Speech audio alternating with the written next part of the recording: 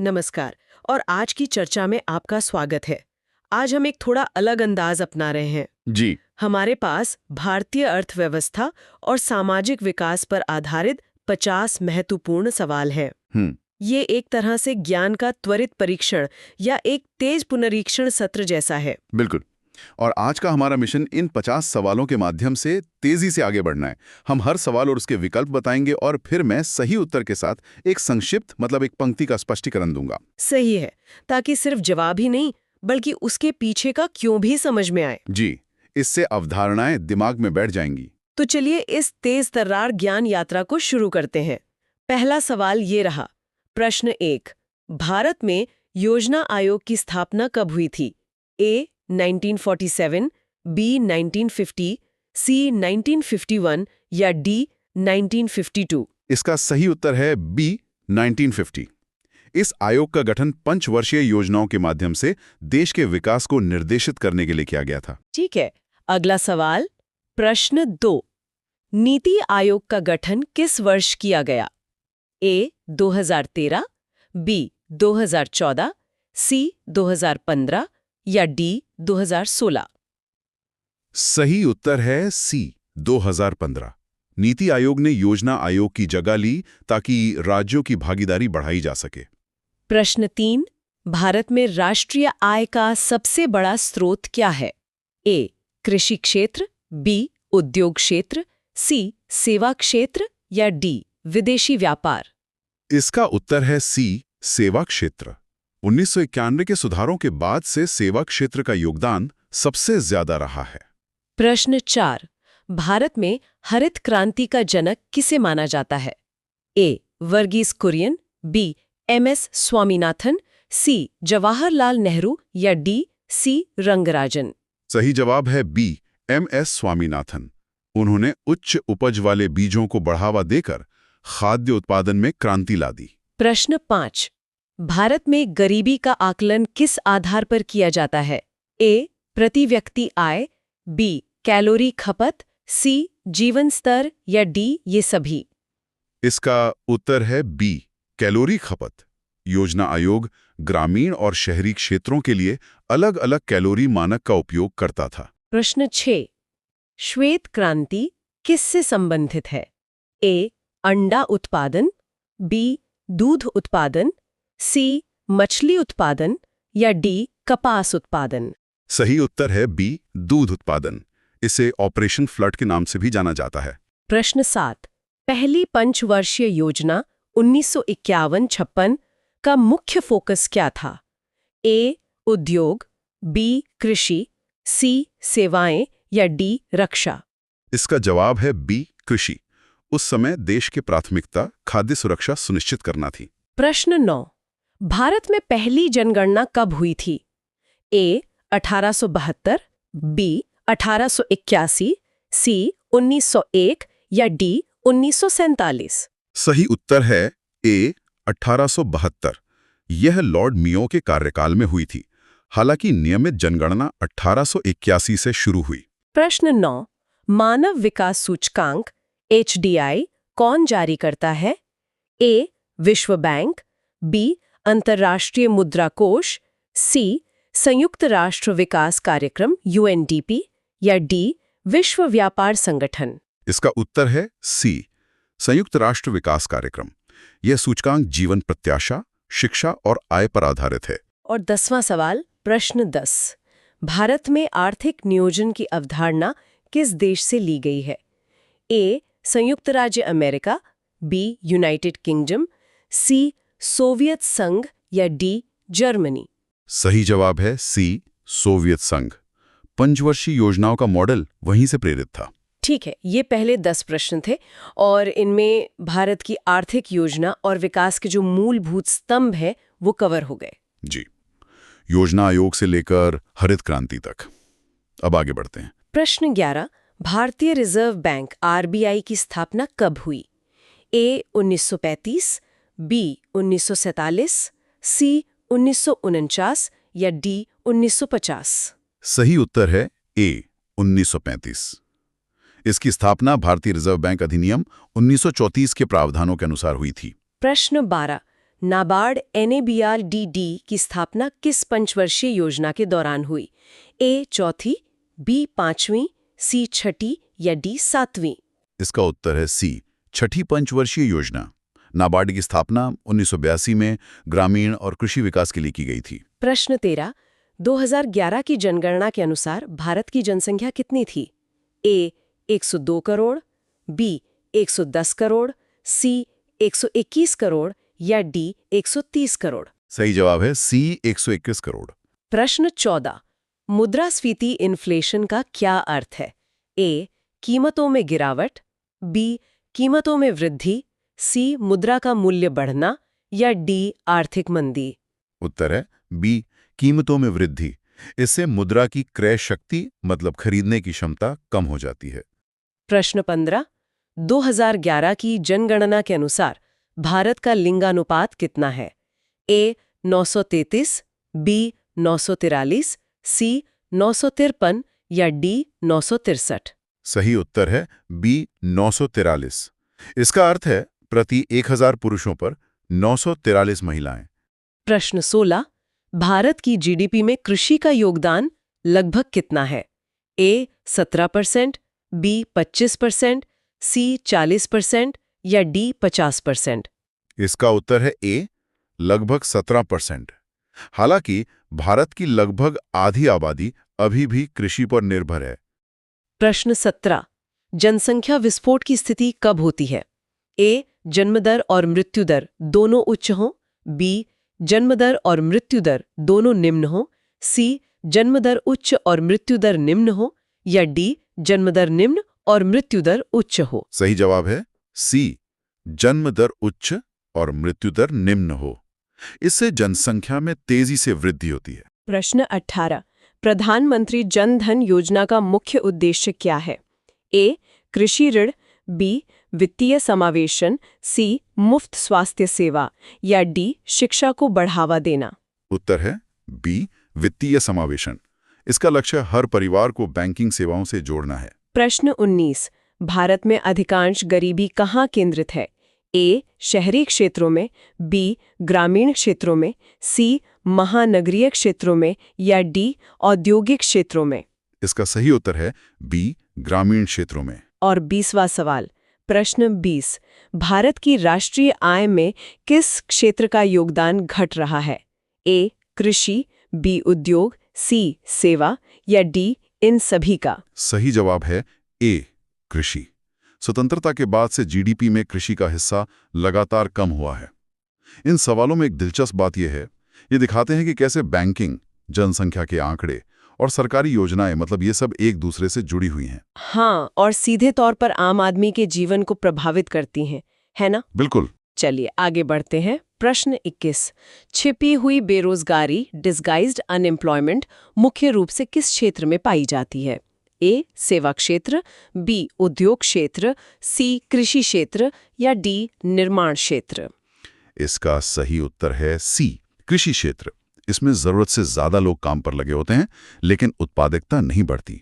प्रश्न 22, मनरेगा MNREGA के तहत कितने दिनों के रोजगार की गारंटी दी जाती है? ए 50 दिन, बी 100 दिन, सी 150 दिन या डी 200 दिन? उत्तर है बी, 100 दिन। ये ग्रामीण परिवारों को एक वित्तीय वर्ष में 100 दिन के रोजगार का कानूनी अधिकार देता है। प्रश्न 23, आर्थिक विकास का सबसे उपयुक्त मापक क्या है? ए सकल घरेलू उत्पाद GDP, बी शुद्ध राष्ट्रीय उत्पाद NNP, सी प्रति व्यक्ति आय या डी मानव विकास सूचकांक HDI? सही जवाब है सी, प्रति व्यक्ति आय। यह देश के औसत जीवन स्तर को दर्शाता है। प्रश्न 24, 2011 की जनगणना के अनुसार भारत की साक्षरता दर कितनी है? ए 64%, बी 74%, सी 82% या डी 91%? इसका उत्तर है बी, लगभग 74%। प्रश्न 25, सामाजिक विकास में क्या शामिल है? ए शिक्षा, बी स्वास्थ्य, सी सामाजिक समानता या डी उपरोक्त सभी? सही जवाब है डी, उपरोक्त सभी। सामाजिक विकास में जीवन की गुणवत्ता के सभी पहलू शामिल होते हैं। प्रश्न 26, गरीबी हटाओ का नारा किस पंचवर्षीय योजना में दिया गया था? ए तीसरी, बी चौथी, सी पांचवी या डी छठी? उत्तर है सी, 5वीं पंचवर्षीय योजना। यह गरीबी उन्मूलन और आत्मनिर्भरता पर केंद्रित थी। प्रश्न 27। आर्थिक नियोजन किस सूची का विषय है? ए संघ सूची, बी राज्य सूची, सी समवर्ती सूची या डी अवशिष्ट सूची? सही जवाब है सी, समवर्ती सूची। इसका मतलब है कि केंद्र और राज्य दोनों इस पर कानून बना सकते हैं। प्रश्न 28। भारत में असंगठित क्षेत्र की मुख्य समस्या क्या है?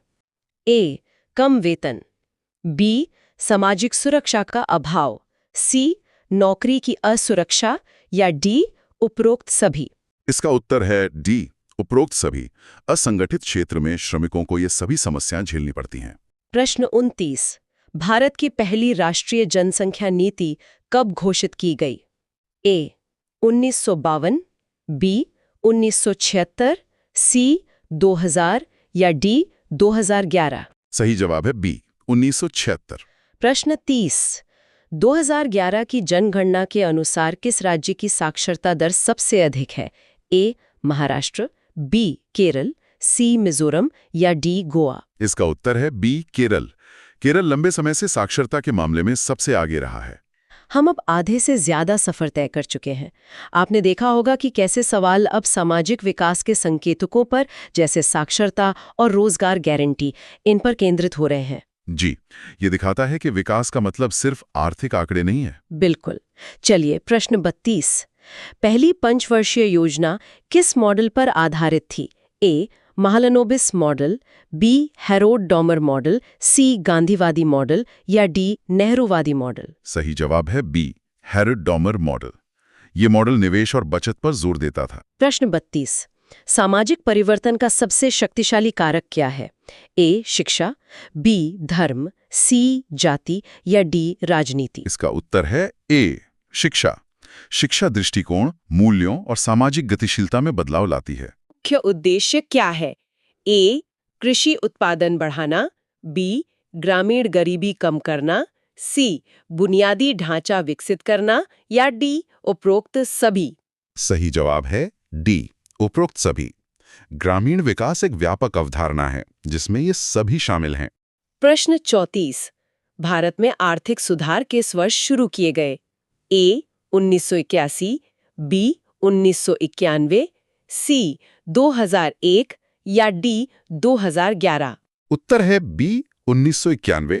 इसे एलपीजी यानी उदारीकरण, निजीकरण और वैश्वीकरण सुधार के रूप में जाना जाता है। प्रश्न 35। सामाजिक न्याय का क्या अर्थ है? ए सभी के लिए समान अवसर, बी आय का समान वितरण, सी संसाधनों का उचित बंटवारा या डी उपरोक्त सभी? इसका भी उत्तर डी है, उपरोक्त सभी। सामाजिक न्याय का लक्ष्य एक समतामूलक समाज बनाना है। प्रश्न 36। 2011 की जनगणना के अनुसार भारत की कितनी प्रतिशत जनसंख्या शहरों में रहती है? ए 21%, बी 31%, सी 41% या डी 51%? सही उत्तर है बी, लगभग 31%। ये भारत में बढ़ते शहरीकरण को दर्शाता है। प्रश्न 37। गरीबी का दुष्चक्र, विशिष्ट सर्कल ऑफ पॉवर्टी की अवधारणा किसने दी? A Karl Marx, B Adam Smith, C Ragnar Nurkse या डी जॉन मेनार्ड कीन्स? इसका उत्तर है सी, रैग्नर नर्से। उनका कहना था कि एक देश गरीब है क्योंकि वो गरीब है। प्रश्न 38। भारतीय अर्थव्यवस्था किस प्रकार की है? ए पूंजीवादी, बी समाजवादी, सी मिश्रित या डी साम्यवादी? सही जवाब है सी, मिश्रित अर्थव्यवस्था। यहाँ सार्वजनिक और निजी दोनों क्षेत्रों का सह अस्तित्व है। प्रश्न 39। सामाजिक विकास का अंतिम उद्देश्य क्या है? ए आर्थिक विकास, बी मानव कल्याण, सी राजनीतिक स्थिरता या डी तकनीकी प्रगति? उत्तर है बी, मानव कल्याण। सभी विकास का अंतिम लक्ष्य लोगों के जीवन को बेहतर बनाना है। और 40वां सवाल। प्रश्न 40। राष्ट्रीय आय का आकलन कौन सी संस्था करती है? ए आरबीआई, बी नीति आयोग, सी वित्त मंत्रालय या डी केंद्रीय सांख्यिकी संगठन सीएसओ? सही उत्तर है डी, केंद्रीय सांख्यिकी संगठन या सीएसओ। यहाँ हम 1991 के आर्थिक सुधारों जैसे महत्वपूर्ण मोड़ और मिश्रित अर्थव्यवस्था जैसी मुख्य अवधारणाओं को देख रहे हैं। हाँ, ये वो चीजें हैं जो भारतीय अर्थव्यवस्था की प्रकृति को परिभाषित करती हैं, है ना? बिल्कुल। चलिए, अब अंतिम 10 प्रश्नों की ओर बढ़ते हैं। प्रश्न 41। भारत में विश्व की लगभग कितनी प्रतिशत कृषि योग्य भूमि है? ए 5%, बी 11%, सी 15% या डी 20%? सही जवाब है बी, लगभग 11%। लेकिन हम दुनिया की लगभग 18% आबादी का पेट भरते हैं। प्रश्न 42। भारत का वित्तीय वर्ष कब से शुरू होता है? ए 1 जनवरी, बी 1 अप्रैल, सी 1 जुलाई या डी 1 सितंबर? इसका उत्तर है बी, 1 अप्रैल। यह 1 अप्रैल से 31 मार्च तक चलता है। प्रश्न 43। जनसंख्या वृद्धि का आर्थिक विकास पर क्या प्रभाव पड़ता है? ए सकारात्मक, बी नकारात्मक, सी कोई प्रभाव नहीं या डी यह स्थिति पर निर्भर करता है? सही उत्तर है बी, नकारात्मक। उच्च जनसंख्या वृद्धि संसाधनों पर दबाव डालती है और प्रति व्यक्ति आय को कम करती है। वितरण में असमानता कम हो, सी सभी को समान संपत्ति मिले या डी उपरोक्त में से कोई नहीं? इसका उत्तर है बी, आय और संपत्ति के वितरण में असमानता को कम करना। प्रश्न 45। संरचनात्मक बेरोजगारी स्ट्रक्चरल अनएम्प्लॉयमेंट का क्या कारण है? ए आर्थिक मंदी, बी मौसम में बदलाव, सी अर्थव्यवस्था की संरचना में बदलाव या डी स्वैच्छिक रूप से काम न करना? सही जवाब है सी, अर्थव्यवस्था की संरचना में बदलाव। जैसे टेक्नोलॉजी बदलने से कुछ नौकरियां खत्म हो जाती हैं। प्रश्न 47। भारत में सहकारी आंदोलन कोऑपरेटिव मूवमेंट का मुख्य उद्देश्य क्या था? ए औद्योगिक विकास, बी शहरी विकास, सी ग्रामीण साख और विपणन या डी राजनीतिक सुधार? उत्तर है सी, ग्रामीण साख और विपणन। इसका उद्देश्य किसानों को साहूकारों के चुंगल से बचाना था। प्रश्न 47। सामाजिक स्तरीकरण सोशल स्ट्रैटिफिकेशन का आधार क्या है? ए केवल आय, बी केवल शिक्षा, सी जाति वर्ग और लिंग या डी केवल धर्म? इसका उत्तर है सी, जाति वर्ग और लिंग। यह समाज में समूहों के बीच असमानता की व्यवस्था है। प्रश्न 48। आर्थिक विकास इकोनॉमिक डेवलपमेंट और आर्थिक वृद्धि इकोनॉमिक ग्रोथ में मुख्य अंतर क्या है? ए कोई अंतर नहीं है, बी विकास गुणात्मक है, वृद्धि मात्रात्मक है, सी वृद्धि गुणात्मक है, विकास मात्रात्मक है या डी दोनों केवल उद्योगों से संबंधित है? सही जवाब है बी, विकास गुणात्मक है जबकि वृद्धि मात्रात्मक है। वृद्धि का मतलब केवल उत्पादन बढ़ना है, जबकि विकास का मतलब जीवन की गुणवत्ता में सुधार है। प्रश्न 49। 2011 की जनगणना के अनुसार भारत में महिला साक्षरता दर कितनी है?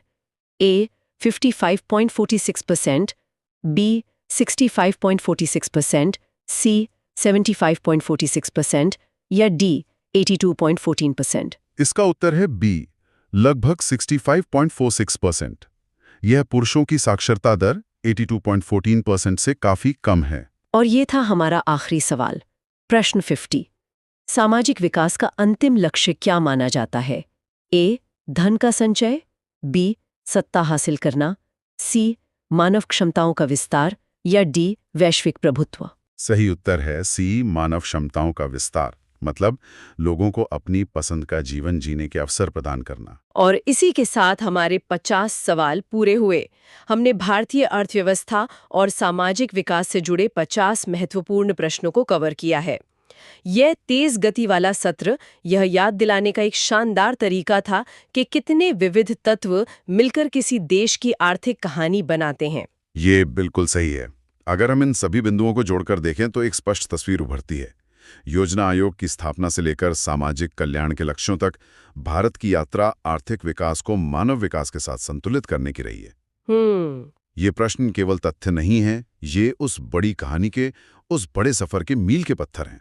तो इस सब पर विचार करने के बाद एक अंतिम विचार जो हमारे श्रोताओं के लिए है, जब हम इन मानकीकृत प्रश्नों के माध्यम से ज्ञान का परीक्षण करते हैं तो हम आर्थिक और सामाजिक प्रगति की एक विशेष परिभाषा को सुदृढ़ करते हैं। जी। सोचने वाली बात यह है कि भविष्य के भारत के लिए सफलता को मापने के कौन से नए प्रश्न या मापदंड तैयार किए जाने चाहिए जो शायद इन 50 सवालों में शामिल नहीं है।